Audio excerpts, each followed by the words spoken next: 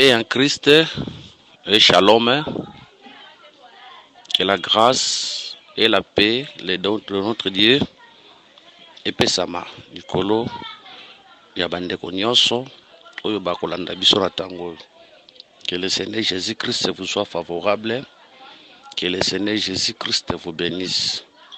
Gloire à Dieu, tobandaki thème ya sika sur le discours de Job. Sur le discours de Dieu à Job sur les animaux. Kolo ye soit pambola biso. Tobandaki yango likolo toleka lelo toza kokoba likolo na yango afin que kombo na Yesu ezala glorifié poteka yango nde tolingi tokumisa yambo tobanda tobondeli Seigneur Jésus-Christ péché. Merci pour ce temps, béni ce temps tokita to yo mata tolimwa yo monana yo nde nzambo tozoteya. Tu es ma source, c'est toi mon prédicateur, tu es ma prédication. Teya kombo na tango kumisa kombo na yo du début à la fin, au nom de Jésus. Kombo ya mutute etombo makabwele kombo na yo. Nyon souhaite la musique au nom de Jésus. Bénis cet art. Répand ta grâce, ta gloire sur cette prédication au nom de Jésus. Amen. Ok, tozolo bela likolo ya discours ya Nzambe et pas ya Job. Ezana mutuna moko batuna kibiso. Peut-être cause la paix mituna ezana kati ya bato ebele. Peut-être bande kumsu batuni teme etuna mina nzela ya mutu moko. Tolobi boye discours ya Nzambe pa ya Job ezebele, mais biso tozolobela précisément sur les animaux. Et puis tozolobela Job mobimba te. Tozolobela livre à Job mobimba te pour le livre à Job mobimba et kozwa biso penza temps ebele. Et kozwa temps ebele. Tozolobela livre à Job mobimba te. Tozolobela kaka sur les animaux. Donc tozosimba chapitre 39, chapitre 40 et puis tozokende kosimba chapitre 41. Voilà, ba chapitre oyo tolobela yango wana. Tozwi Job chapitre 38. Job chapitre 38 verset 1. Job 38 1. L'Éternel répondit à Job du milieu de la tempête et dit, voilà. Nzambe azo répondre Job na kati ya tempête, pas la tempête ya mupepe ya makasi. Tu espères que Job ozana bozui. Zalaka image ya Adam ozalaki na Eden. Tu expliques yango déjà. Job azo kwesa manase azo bela ba pota na nzoto na ye. Image de l'humanité déchue en Adam. Nous étions tous malades dans la vie du péché. Mais il avait 3 médecins au Baya qui pouvaient traiter Bisso. Les médecins, on a tomoni la loi, le prophète et les psaumes qui étaient venus. Mais il y a une incapacité à traiter. Il faut qu'on sa guérison. Voilà. Donc, on va aussi ça. Le 4e à intervenir. Le 4e, on a Jésus, Nanzoto. Tant qu'on a sali ministère, na ya silisi. Nde tomoni mukolo ya Pentecôte mulimu santu akoya sko koloba ta mulimu santu akoya koloba nde tomoni Job akozala convaincu. Job akoloba que mon oreille avait entendu parler de toi, maintenant mes yeux t'ont vu. Je crois eloko yango wana pe po wana tokosimba yango je crois na suka mon oreille avait pas entendu parler de toi tokoyeba na kosimba point wana na suka tant aussi ça kolobela ba nyama nyos.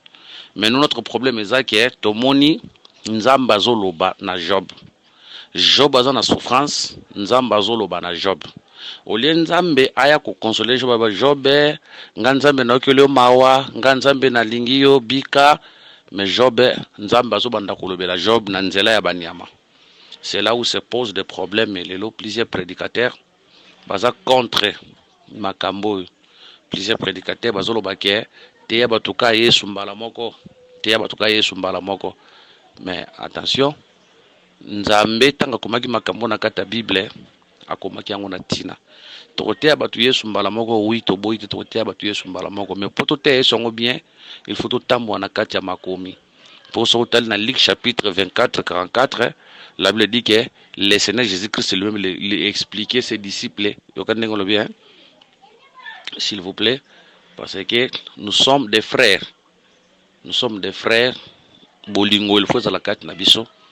Il faut tout éviter babitumba carte nabiso. Hein? Nous sommes des frères, tout éviter bitumba et qu'on avancer œuvre en zambete. Et qu'on avancer œuvre en zambete pour eza malamte. Ok. Ligue 24-44, puis l'air dit, c'est là ce que je vous disais lorsque j'étais encore avec vous, qu'il fallait que s'accomplisse tout ce qui est écrit de moi dans la loi de Moïse, dans les prophètes et dans le psaume. Voilà. Alobi ikisanaki koksama oyo ekomamaki kati na ngai na kati ya mobeko pe na kati ya basakoli. Nde siko motei nde c'est au prédicateur maintenant atambola abanda ko expliquer eloko nini oyo ekomamaki pona Yesu na kati ya mobeko pe na kati ya basakoli. C'est maintenant au prédicateur abanda ko luka yango po na kopesa explication. Que le Seigneur nous bénisse. Donc nous devons éviter des combats ya kubundisa na kati na biso. Nous sommes des frères. Nous devons éviter ça. Ok. Luc 24-27. Luc 24-27. Et commençant par Moïse et par tous les prophètes, il leur expliqua dans toutes les écritures ce qui lui concerne. Ce qui biso te expliquer Yesu na kati ya banyama eza biso te mutu to banyango ye moko balobi awa il leur expliqua tout ce qui lui concernait dans la loi, dans les prophètes. Que le Seigneur bénisse. Nakata mobeko kuno ko mona banyama bazakuna ke soki bangombe mbale babundi ngombe moko bomi ngombe muninga. Ah, c'est pour dire que et bombi lucane si nous devons expliquer ça. Maintenant remarquez quand Dieu vient abandoter à Job. Tozolo ba ke tango moni molimo santu nzamba zo te Job na kata ya tempête, ça c'est le jour de la Pentecôte. Ce que nzamba abandoter à Job banyama. Mais remarquez que lorsque le Saint-Esprit était venu le jour de la Pentecôte, a été à Yesu. Mais na ombre to monta nzamba azote na kata tempête azote ya banyama. Azo expliquer Job banyama. Tu comprends que banyama wana bazo parler sur mutumako, banyama wana bazo parler sur le Seigneur Jésus Christ. Tozo pesa quelques écritures. Tozo na premièrement mukanda ya Jean. Tozo pour ceux que tozo lobake totika kubundisa na kati na biso. Parce que omona bande kumsusu bakoki koloba ke butika biloko na bino wana ba explication biloko na bino ate na humilité nyonso nazoloba soki tokoloba eza biloko na biso te eza biloko ya Nzambe. Nzambe monda cheke na kata Bible aibiti na nya cheke na kata Bible. Que le Seigneur nous bénisse. Nous sommes des frères. Nous sommes des frères. Tout éviter ko bundisam. Et si ka o tamsusu o comprendre te pour ça na pemena ndeko nayo. Et bien, mon frère, nous comprendre, nous sommes des frères.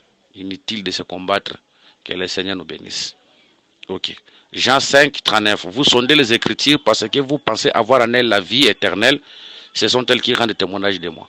C'est pour dire que toutes les Écritures, tant que vous sondez les Écritures, l'écriture awa.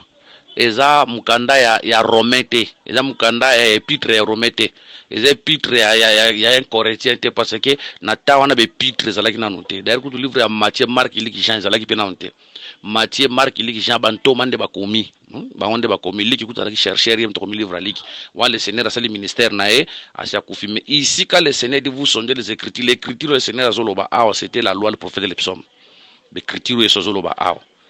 Hein, les écrits de l'ancienne alliance, le Seigneur Azoloba.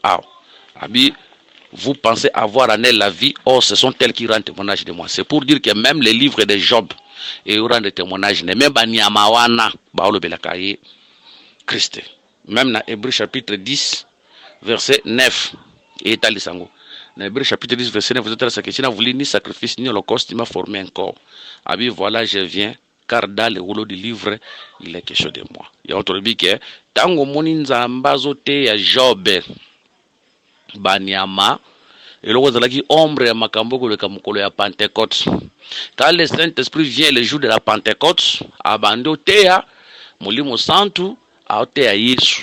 To comprendre que banyama wana ezalaka elilingi o ezolimbola manakata Yesu. Mais attention, tant que tout monde banyama baza ebele, nous sommes expliquer Jésus-Christ mais na ba forme ebele mais na kata diversité. C'est ça la sagesse infiniment variée de Dieu. Faut que Lucas la sagesse nzambe na kata lion. Kumsa Yesu na kata lion, kumsa Yesu na kata corbeau, kumsa Yesu na kata ya chèvre sauvage, kumsa Yesu na kata ya biche na maternité biche, kubimisa Yesu na maternité ya chèvre sauvage, donc kubimisa Yesu na ngubu, na ngando, na aigle, na épervier, na autriche, na cheval. Na nyonso wana tubimisa nde Yesu na kati wana. Que le Seigneur Jésus-Christ nous bénisse. Voilà. Yango tolobi ke nzambe ateyaka mutu mususu te, nzambe ateyaka kaka ye moko. Ah, nzambe ateyaka mutu mususu te, nzambe amiteyaka. Nzambe ateyaka mutu mususu te. Ateyaka Yesu, amiteyaka. Parce que soki nzambe ateyo Yesu te, obika te. Tozolo bakena kata banyamo ya Job a Satan azate. Nakata banyama ya Job, Satan azawana te. Ezolo belaka Yesu kubanda na lion tina crocodile Satan azate. Pozala bande ko bele batea balobike ngando oyo batie awa na Job 41 ngando wana za Satana. Non, ça c'est une mauvaise prédication. Ngando wana eza Yesu yemoko tokoma na to expliquer yango. Donc e banda na lion ko kita. Donc tolobike ta nzamba kelaki banyama no so kelaki ezana image na yemoko. Ezo image ya Satana te. Attendez balobaka nyoka za Satana te aimitaka, mais le véritable serpent de la yemoko. Yango bi comme Moïse éleva le serpent dans le désert, de même le fils de l'homme sera élevé. Là il se compare à un serpent. Ozomona yende le véritable serpent. Tant que tolobaka soyez prudents comme les serpents. Ce qu'on zamba tinda stock ko imiter Satana. Non? Les serpents c'est tout ça la prudent loko la ezalaka yemoko le Seigneur. Donc yende so bisonde to imitaka ye to zalaka loko la ye to ko zalaka la Satana te nzamba ko tino so ko la Satana te to bike babikela munyo so lobela kanzambe mais Satan a imitaka aimitaka. Que le Seigneur bénisse. On va entendre sur le bike l'ange des ténèbres se déguise en ange de lumière à komaka loko la ange lui a poli mais ya poli te il se déguise. Donc nakata banyama nyonso o ezawana banyama nyonso balobelaka nzambe. Que le Seigneur nous bénisse. Tant tokoma na kati tokoyeba pe na kosimba po na kolobela yango. Tozimu kanda ya Romains chapitre 1 verset 20. Romains chapitre 1 verset 20. En effet, les perfections invisibles de Dieu, sa puissance éternelle et sa divinité se voient comme à l'œil. Depuis la création du monde, quand on les considère dans ses ouvrages, ils sont donc inexissables. Voilà. C'est pour dire que, frère Paul a expliqué que les perfections invisibles de Dieu, la puissance éternelle de Dieu, sa divinité se voit à l'œil. C'est pour dire que tant que tout le monde a bikela, mon zamba kela, tout le monde a bonzambe à Yesu. C'est pour dire que pendant que ton dimanche en éternité, nzamba zalaki invisible, abandon mon anate, mais tant que tokoya na création, attention la création, Dieu se dévoile. Dieu se dévoile. La création nzamba zako se dévoiler. Yango soke na Colossiens chapitre 1 verset 15, il est l'image de Dieu, il est le premier-né de toute la création. C'est pour dire que ce qu'on mboa, c'est pour dire que les véritables chiens a existé. Il est le premier-né de toute la création. Il est le premier-né à Nyonso. Il y a que l'éternité, Dieu est invisible. Mais tant Nzamba est la création, tant on Nzamba est la création, cela veut dire Dieu était en train de se dévoiler. Il y a que la création, et la Nzambe, où il y a dévoilé par Yabatou. Vous voyez, la création, et le Dieu qui était invisible a commis visible. Création. Tant que nzamba qui est la nzete, c'est pour dire qu'il y a une nzete à solo.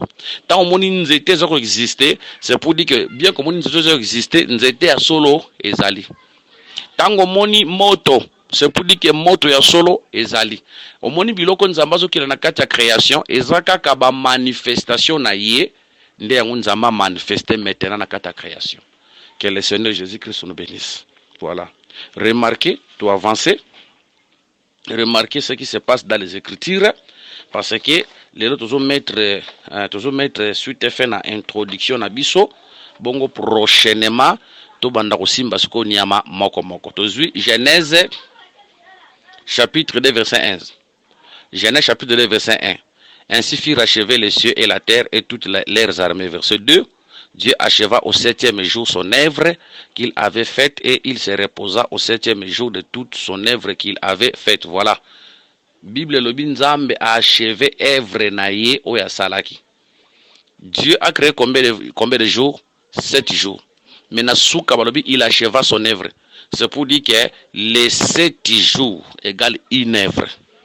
Une œuvre de Dieu égale à 7 jours. Babi, il acheva son œuvre au 7e jour. Œuvre en déjà combien de jours? 7 jours. Tant qu'il est premier, deuxième, troisième, quatrième, cinquième, sixième, septième, ici, Babi, il acheva son œuvre au 7e jour. C'est pour dire que les 7 jours égale à une œuvre. Une œuvre égale à 7 jours. Le chiffre 1 égale à 7. Le chiffre 7 égale à 1. Ok, n'est pas à Anne. Anne a zobotaka mwana moko na komba Samuel. Mais Anne a zoyemba boya zobaki la stérile a fanté 7 fois. Omoni abi la stérile a fanté 7 fois. Abotaka mwana mona komba Samuel. Mais zobaki la stérile a fanté 7 fois. C'est pour dire que Samuel par rapport à l'oyembo wana a valeur à 7 fils. Que le Seigneur bénisse. A valeur à 7 fils. Ya on te dit que tant que Nzamba nzamba zo kela mikolo ebele en vérité nzamba kela ka œuvre moko. Omoni tant que moni les 7 jours à création, les 7 jours à création le belaka ka œuvre moko et le belaka musala moko. Mais 7 jours à création to œuvre on est qui ombre. Véritable œuvre on est ka mutu mobimba. Tozana mukanda ya Jean chapitre 6 verset 28 à 29. Jean chapitre 6 verset 28 à 29. Ils lui dirent, que devons-nous faire pour faire les œuvres de Dieu? Jésus leur répondit, l'œuvre de Dieu, c'est que vous croyez à celui qui l'a envoyé. Voilà. Les œuvres à corriger, l'œuvre de Dieu, c'est que vous croyez à celui qui l'a envoyé. Tu comprendre que œuvre ya Nzambe, ils ont la mutu mobimba. Œuvre ya Nzambe, ils ont le Seigneur Jésus. C'est pour dire que Christ est envoyé de Dieu, c'est lui l'œuvre de Dieu, c'est lui la création. C'est pour dire que le premier jour est expliqué en Jésus, le deuxième jour est expliqué en Jésus, le troisième jour est expliqué en Jésus, le quatrième jour est expliqué en Jésus, le cinquième jour est expliqué en Jésus, le sixième jour est expliqué en Jésus, le septième jour est expliqué en Jésus. C'est pour dire que la création c'est un homme, c'est Jésus. Yango tolobi boye. Tant que monde en la création, tobi que dans l'éternité Dieu est invisible. Mais tant que la création, mon nzamba bando qui est là-bas, c'est pour dire que tu dis que tant que mon nzamba qui est la création, la vie nzamba c'est dévoilé. So comme mon nzete, veillez ba que ezana nzete moko ezalaka. Donc nzambe ya nzete ya solo.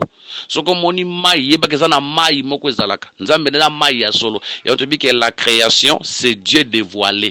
Or cette création là c'était l'ombre, mais la véritable création qui était venue dévoiler Dieu c'était un homme. C'est le Seigneur Jésus. Donc Jésus n'a pas œuvre à Nzambe. Jésus n'a qui peut dévoiler Nzambe. Tant que Yesu est ton monde Nzambe, c'est lui l'œuvre de Dieu, c'est lui la création. Que le Seigneur le bénisse. Donc Jésus a la 7 jours. Comme premier jour, le premier jour Nzambe a créé lumière. Tant que je suis la lumière du monde. Tu comprends que wana, tu as le premier jour. Que le Seigneur le bénisse. Là nous sommes au premier jour. Tant que na deuxième jour na deuxième jour Nzambe ba mai zalaki sika moko akabola mai likolo na mai ase ba mai komi balé. Zomona Jean chapitre 3 verset 13. Personne n'est monté au ciel si ce n'est celui qui est descendu du ciel, le fils de l'homme qui est dans le ciel. Voilà. Donc personne n'est monté au ciel. Voilà pourquoi awa il faut tout rectifier bien. Et le mot bande ko na biso mususu bayembaka ngai na kokende na lola na masiya mobikisi lokola Eli akende kina kokende na nga nalo Eli akenda na lola te. Pour le Seigneur répond yango bi personne n'est monté au ciel si ce n'est le fils de l'homme qui est descendu du ciel. C'est pour dire que depuis que l'homme était rejeté en Éden, le ciel était fermé. Le jardin était fermé, il fallait que le Seigneur akufa ase kwande likolo fungwa matondi make Eli akenda lola te. Eli akenda na séjour de mort. Akenda lola te. Akenda na séjour de mort. Que le Seigneur Jésus-Christ nous bénisse. Nenga matawana akenda lola te.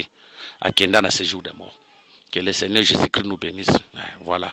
Mais ce qui toko kendende na lisakoli nde tokolobake ndenge Eli azomata azokende wana ezalaki elembo ya levema, etalisaka mpe elembo ya levema. Ndenge azokende wana elaka mpe elembo ya levema. Tozolobela yango te, tozolobela yango te, mais ba tant mosusu ndeko alingi atuna approfondir concernant kolobela Eli enlèvement, okotuna biso en particulier tokorépondre toyebi kokende wana ezalaka mpe enlèvement. Komata Eli wana ezalaka mpe ascension ya Christ, ndenge Christ azokende nde manto ezokwea. C'est ça l'esprit aye mokolo ya Pentecôte. Bon, toza penza kuna te, tonga tolobaka ke Eli akenda lola te, parce que depuis l'homme a été rejeté, le ciel était fermé, Eli akendaka nano lola te. Nakangi parenthèse, que le Seigneur nous bénisse. Tozotalisaka mpona kolobake na deuxième jour mai ezalaki moko me Nzambe azokabola mai ya moko tika likolo, mai ekiti na se. Quand le Seigneur était na likolo, wana na Jean 3:13, wana ezotalisa mai, moi le Père nous sommes un. Mais maintenant quand le Fils descend sur la terre, Fils ozokita na se ya mabele waza mpe mai mobakititi, c'est lui akomisiko mai ya mabele, c'est le Fils. Mai ya likolo etikali, c'est le Père. Que le Seigneur nous bénisse. Tant qu'il y a le troisième jour, tout le monde qui est le troisième jour, les hommes mukolo o mabele bimaki na kati ya mai. Ozomona troisième chose rende mukolo o mabele mangi na kati ya mai. Merci Seigneur. On remarque Noé azana kati ya arche akotinda colombe. Colombe akenda kotambola atala soki mabele parce que cette colombe là cherchait la terre. Colombe na ke ya lukia mabele mukola komona nzeto Olivier azu nzeto Olivier a Eli Noé. Dans la révélation tozoloba ke Colombe wana oyo mona zo tambola likolo ya mai. Ici nous interprétons l'arche ici comme l'éternité. Tu interpréter l'arche comme l'éternité. Nous interprétons Noé le Père ici comme Dieu lui-même. Colombe a lâché, c'est ça l'esprit de Dieu. Oh, bandaki kosemo. Yango mo na création. La Bible dit que l'esprit de Dieu s'est mouvé au-dessus des eaux. L'esprit de Dieu qui s'est mouvé au-dessus des eaux. Nzambe a répété à Makamut. Il dit que ce qui a été, ce qui sera été. Il y a des mouvements moni Noé azo lâché Colombe, azo tambola likola ba mai, azo yenga likola ba mai. Et la répétition loko le kaki na genèse na création. Donc l'esprit de Dieu qui se mouve au-dessus des eaux et c'est loko moko na Colombe Noé azo lâché. Na bi que senya Colombe za na paramètre belé. Mais to simba na paramètre. To le bi que l'arche zo symbolise pe l'éternité. Vous voyez, Noé n'a qu'à taper image en Nzambe. Tant qu'on a lâché Colombe, c'est ça l'esprit de Dieu qui s'est mouvé au-dessus des eaux. Mais la Colombe cherchait la terre. Vous avez de même l'esprit de Dieu, on a se mouver au-dessus des eaux, chercher la terre. Donc tous les baquets, azolu keska kotia makolo. Mais tant qu'on a yeso so manakata mai. Ah, c'est pour dire que la colombe avait trouvé la place, la colombe a vendu les colonnes. Tant que la colombe a vendu les colonnes, c'est ça l'esprit de Dieu qui s'est posé sur la terre. Aux autres manakata mai qui est le Seigneur Jésus-Christ. Gloire à Dieu. Tous autres personnes a rouleau, tous autres fungolate, tous autres personnes a rouleau car tous autres fungolate, mais na mukolo yankolo. Ce qui nous a pas besoin de sur la création, nous devons pas détailler biloko wana. Que le Seigneur nous bénisse. Quand on vient le quatrième jour, na quatrième jour tout le monde a liminaire. Tout le monde étoile sans amoy. Luc chapitre 1 verset 78. Matthieu chapitre 17 verset 1 à 2 temps à Matthieu de Kolo Ngomba et l'ongine koma qui lokola moy pour dire que c'est lui le vrai soleil. Vous voyez?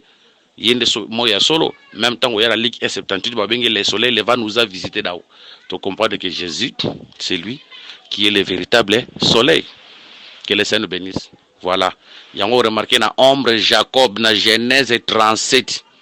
Na Genèse 37 bakutali sabiso ke tangu nani Joseph azomona ndoto naye nakata ndoto na azomona moi sanza ezo ya kugumba melaye. Jacob a interprété ngai mama na bandeko to kugumba melayo par là Jacob a ko interpréter inde soleil ce qui Jacob a soleil bana ne 12 wana baza 12 heures ya journée. Ah yango komona na mukanda ya Jean chapitre 11 verset 9. Jésus répondit, n'y a-t-il pas 12 heures au jour? Si quelqu'un marche pendant les jours, il ne bronche point parce qu'il voit la lumière de ce monde. Voilà. Tu comprends que moi, azarana 12 heures. De Jacob a 12 fils appelés 12 heures. C'est ça le Seigneur a appelé les 12 apôtres. Les 12 apôtres, parce qu'il 12 heures à Jésus. Il est soleil. Hein, toujours tel sera Jésus comme soleil, les 12 apôtres comme les 12 heures. Mais là, Jésus répondit, n'y a-t-il pas 12 heures au jour? On a Jean 11, 9. Si quelqu'un marche pendant le jour, il ne bronche point parce qu'il voit la lumière de ce monde. Merci Seigneur. C'est pour dire que bien qu'il y ait 12 heures, mais les 12 heures, on a 12, bazana 12 lumières, te bazaka na lumière moko. La lumière du soleil. Cela veut dire personne autre, mutumoko ta kopé ces lumières, mususu qui a lumière à soleil te. Yango ba yeko ta bazala ki 12, bango so batelité ya moko. Batia Yesu Christ yende nzambe. Proverbe 6, 23. Car le précepte est un enseignement, est une lampe, et l'enseignement est une lumière, et les avertissements de la correction sont les chemins de la vie. Attention sur la lumière comme l'enseignement. Yango tolobi, les 12 apôtres, bien que bazala 12, mais bon, so bazala ka na lumière moko. Parce que les 12 heures à jour, c'est la lumière, la lumière du soleil. Batea matea na bango te bonso batea matea ya Yesu. Que le Seigneur nous bénisse. Voilà. Tant toya na 5e jour, atozomona bazokela bandeke. Bandeke bauti likolo, bapumbwe bake, bauti na se bake likolo. Bible lobi que les oiseaux volent. Ekende likolo tozondima Yesu alaki ndeketi. Yango mona tango asali ministère na komi na suka silisi apumbwa ke likolo. Tanga zo mata zo kende likolo wana eza elembo aya atalisa ke yende ndeke ya solo o ya pumbwe aki yemo ndeke ya solo. Que le Seigneur nous bénisse. Quand on vient maintenant le 6e jour, 6e jour nde na tongo nango bakela na banyama liboso nde sikande to vanda litena biso yango wana bakela kanano banyama liboso Yesu tango aye Jean-Baptiste Moni a vu voici l'agneau de Dieu qui ôte les péchés du monde. On comprend que ça c'était le 6e jour. Tomoni nyama qui est Jésus, hein? Yes, il y a une nyama solo. Voilà pourquoi lorsque nous prêchons que Jésus-Christ est agneau, probablement comme sous est un problème té. Sauf que Jésus-Christ est lion, on a prendre comme sous est un problème té. Mais lorsque nous prêchons que Jésus-Christ est l'hippopotame, est un goubou et comme un problème, non. Nous disons que le 6e jour est le belakaje. Ba nyama nyoso ba kelama na 6e jour wana. Ba le belakande Yesu. Tous les animaux créés le 6e jour. Ba le belaka Jésus. Que le Seigneur nous bénisse. Ndoko remarqué peka na 6e jour. Nzamba kolobake tokela mutu. Azala na image na biso, azala na ressemblance na biso, a dominé. Puis bakotia mutu na kata jardin. Que le Seigneur nous bénisse. Or, mutu wana le Seigneur Jésus. Yango mona tango azo se quoi bako confondre ye na jardinier. Ozomona Marie azo lela a tourné à moni Christ mayeba kitekezaye. Akanisa ki jardinier. Hein? Or Adam peut-on ba créer bâtir na kati ya dene, na kata jardin, il était tout un jardinier. Tu comprends que Jésus c'est lui le 6e jour. Que le Seigneur nous bénisse. Voilà. Yango mon frère Pierre azo benga le premier Adam et le second Adam. Là nous sommes au 6e jour. Créons l'homme à notre image, les véritables hommes de la Jésus. En tant que Pilate a montré qu'il avait voici l'homme. Là nous sommes au 6e jour. Mais tant on a 7e jour, na 7e jour d'ailleurs là c'est simple. Babi Dieu se repose au 7e jour. Ozomona Dieu se repose au 7e jour. Wana de totali mbala moko pona koloba Matthieu 11, 28. Venez à moi, vous tous qui êtes fatigués, chargés, et je vous donnerai du repos. Surtout qui ne sous moi musika, ogomona babi que Dieu acheva son œuvre au 7e jour. Vous comprenez? Mais tu vois comment on a le Seigneur a koloba boye na prière na Jean 17 abi Père, j'ai achevé l'œuvre que tu m'as donné. Tu comprends que Nzamba bandaka musala moko boye na sen alliance mais tu acheva l'œuvre c'était Christ. Moni to a total ici les 7 jours au nyonso et lobelika Yesu yende musala ya Nzambe. Mais biso to expliquer ka banyama. Vomoni to expliquer ka banyama mais soko tangi Job malamba na Job 38 au mona Nzamba loba makambo ebele. Nzamba lobela ba éclair, alobela séjour des morts, alobela ba mai, alobela lumière. Nzamba loba makambo ebele ozo senga pe si le Seigneur nous fera grâce mukolo musuto ko ya binaka na Job 38 wana. To expliquer makambo Nzamba loba na Job 38 to expliquer Job aloba makambo ebele. Par la grâce de Dieu, un jour peut te place wana eza penda makambo ebele. So to vanda wana eza na makambo ebele eleki kutu e ko le ka Job 39 40 3 chapitres Job 40 39 40 na 41 Job 38 Adamu nene makasi. Poko mona na ba zodiac alobela na ba zodiac na kati kuna. Mon alobela na ba zodiac. Donc so to ko to na dossier ba zodiac e bombi makambo ebele na kati na yango. Que le Seigneur nous bénisse. Donc, au tambola pour na kotalisa ke création nyonso elobelaka nzambe. Que le Seigneur nous bénisse. Création nyonso elobelaka nzambe. Gloire à Dieu. Lorsque nous voyons la création, nous voyons Dieu. Ok, ndiango to biso tokosuka kaka na o etali banyama. Tokende côté mususu te tokosuka na o etali banyama. Gloire à Dieu. Tolobi que Dieu qui parle dans la tempête, c'est le Saint-Esprit au jour de la Pentecôte. Voilà. C'est le Saint-Esprit qui vient le jour de la Pentecôte. Mais tala likambo le Seigneur azoloba na mukanda ya Jean chapitre 16. Jean chapitre 16, verset 13 à 14. Quand le consolateur sera venu, l'Esprit de vérité, il vous conduira dans toute la vérité, car il ne parlera pas de lui-même, mais il dira tout ce qu'il aura entendu et il vous annoncera les choses à venir. Il me glorifiera parce qu'il prendra de ce qui est à moi et vous l'annoncera. Voilà. Quand le Saint-Esprit viendra, awa Jésus nde mutazoloba. Albi akozwa makambo eza kati nanga akolobela bino. Ya on te dit que tango Eliu le 4e aloba silisi nde mukolo ya le 5e nde nzamba azoya azoloba sikoyo azo expliquer makambo Eliu alobaki. Nde tozomona dans interprétation Eliu toujours lokola Jésus au tango ki na sama beli il avait parlé à parabole. Mais quand le Saint-Esprit azoya azozwa makambo ya alobaki na parabole wana ndaba ndi ko expliquer ngo somo ko la Pentecôte. Omoni makabia kozwa makambo eza kati na ngai nazuyango abi il me glorifiera parce qu'il prendra de ce qui est à moi et vous l'annoncera. Akozwa makambo eza kati na nga akwannoncer bino. Or Jésus avait parlé à parabole, mais le Saint-Esprit prend maintenant les paraboles que Jésus a bandé koloba wana abandi ce ko expliquer yango. Ozomona que le Seigneur nous bénisse. Il commence maintenant à l'expliquer. Yango tolobi que tant mon explication wana ayaki pour a glorifier de Jésus. Yango lelo molimo santa glorifia ka Yesu a glorifia mutu mususu te. Donc l'ité ya nyonso zo te ya batu mutu ya l'ité ya nzambe te. La prédication doit glorifier Jésus. Moni le Saint-Esprit était venu pour glorifier Jésus. Nanzela ba miracle donc le Saint-Esprit lui il n'élève que le nom de Jésus. Moni le Saint-Esprit a pour aussi la mission d'élever que le nom de Jésus, de glorifier que Jésus. Ozomona ba miracle salama na kombo Yesu, ba témoignage pesama na kombo Yesu, lité me pedrema na kombo Yesu. Que le Seigneur bénisse. Peuple de Dieu. Soko ke na kata église omoni tokozongela ndi tolobaki mbaleleki bo supporter biso nde frère Paul azoba pe je ne cesse de vous dire les mêmes choses. Dans une assemblée où baskomi koyembela ba passer nzembo ekomi danger.